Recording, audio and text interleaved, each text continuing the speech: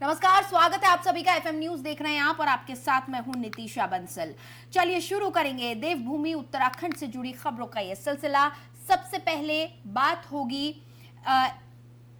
उत्तराखंड के बारे में, यहाँ की नई योजना के बारे में। दरअसल उत्तराखंड में सभी परिवारों के अनिवार्य रूप से विशिष्ट पहचान पत्र बनाए जाने की तैयारी की जा रही है।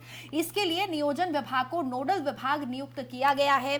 दरअसल हरियाणा सरकार की परिवार पहचान पत्र योजना की तरह उत्तराखंड में भी परिवार पहचान पत्र बनाने की तैयारी है। उत्तराखंड में वर्तमान में 23 लाख परिवारों को इसका फायदा मिलेगा।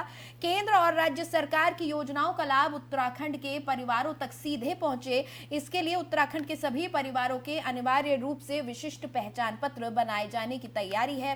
राज्य में वर्तमान में 23 लाख परिवार हैं। इसके माध्यम से ये तय किया जा रहा है कि राज्य के हर निवासी को किसी भी सरकारी योजना का लाभ मिल सके। हरियाणा की तर्ज पर उत्तराखंड में भी इस योजना को शुरू किए जाने की तैयारी है। इसके लिए अधिकारियों की टीम पिछले महीने हरियाणा का भ्रमण कर चुकी है।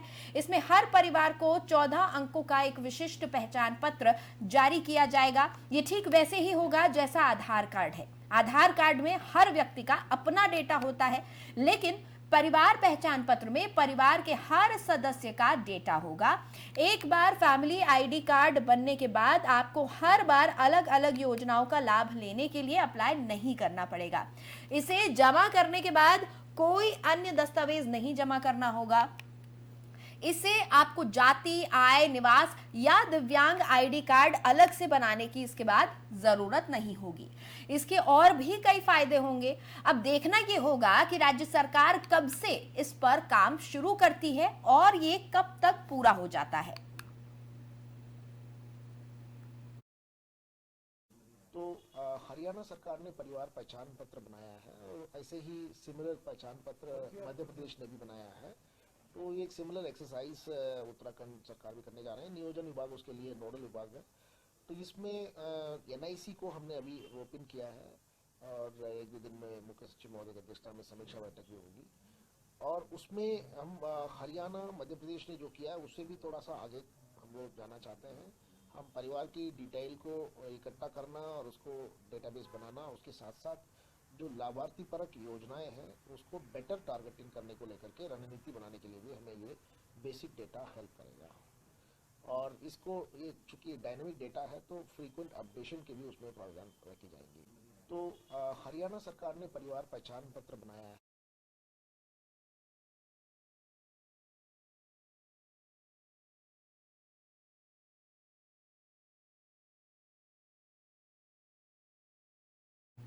और विद्युत उपभोक्ताओं की समस्याओं के समाधान के लिए राजधानी दून में कैंप लगाया गया। इस कैंप में सैकड़ों की संख्या में पहुंचे उपभोक्ताओं की विभिन्न समस्याओं का त्वरित निस्तारण किया गया। ईसी रोड स्थित उत्तराखंड पावर कॉर्पोरेशन लिमिटेड के कार्यालय में अपर मुख्य सचिव राधा रतुड़ी और पावर कॉर्पोरेशन लिमिटेड के अध्यक्ष एवं प्रबंध निदेशक अनिल यादव भी कैंप में शामिल हुए और अधिकारियों को दिशा निर्देश दिए। आपको बता दें कि मुख्यमंत्री पुष्कर सिंह धामी की देश के बाद राजधानी देहरादून सहित देश के विभिन्न स्थानों पर विद्युत उपभोक्ताओं की समस्याओं के निदान के लिए कैंप लगाए जा रहे हैं। राजधानी देहरादून में लगाए गए इस कैंप में अधिकांश मामले विद्युत बिलों की समस्याओं से जुड़े रहे। इसके अलावा कई जगह पर क्षतिग्रस्त बिजली के खंभों को बदलने और समय समय पर मीटर रीडिंग कराए जाने के साथ साथ खराब मीटरों को बदलने की भी मांग उपभोक्ताओं ने की। विद्युत विभाग की ओर से सभी उपभोक्ताओं को उनकी समस्याओं के त्वरित निस्तारण के साथ साथ आने वाले दिनों में भी सकारात्मक सहयोग करने की बात कही गई।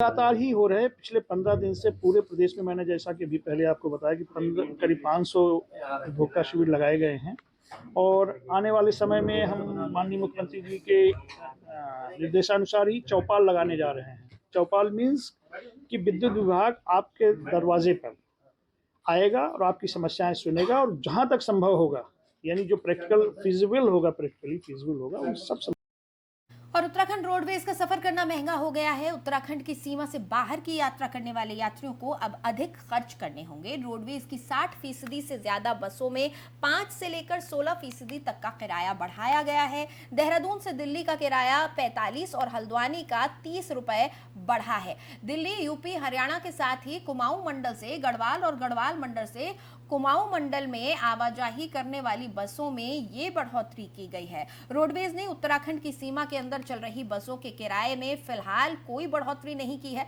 रोडवेज किराए में बढ़ोतरी के बाद विपक्ष ने सरकार पर निशाना साधा है। कांग्रेस प्रदेश प्रवक्ता गरिमा दसौनी ने कहा कि सरकारी खजाने एकदम खाली हो गए हैं और सरकार जनता पर आर्थिकी का बोझ डाल रही है।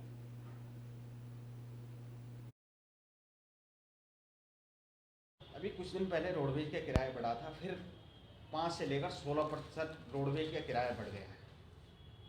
नहीं, निश्चित रूप से दुर्भाग्यपूर्ण है। देश की अर्थव्यवस्था डामाडोल है, सरकारी खजाने खाली पड़े हैं और ये अपनी गलती मान नहीं रहे हैं। पहले नोटबंदी की वजह से और फिर जीएसटी की वजह से व्यापार को जहां एक और लात पड़ी है, वहीं गरीब आम जनता के ऊपर भी जैसे आसमान टूटा है।